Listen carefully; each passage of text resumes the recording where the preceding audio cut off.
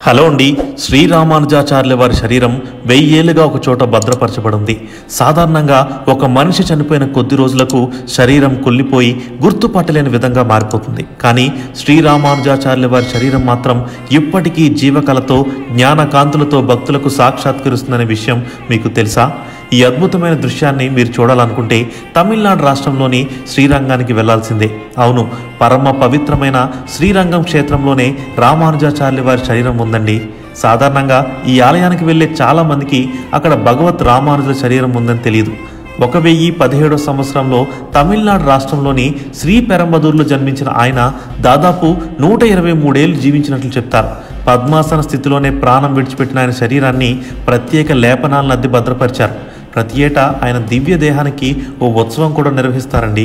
ఈ సందర్భంగా కర్పూరం, కుంకుమ పువ్వు కలిపిన లేపనాన్ని ఆయన శరీరానికి రాస్తారు.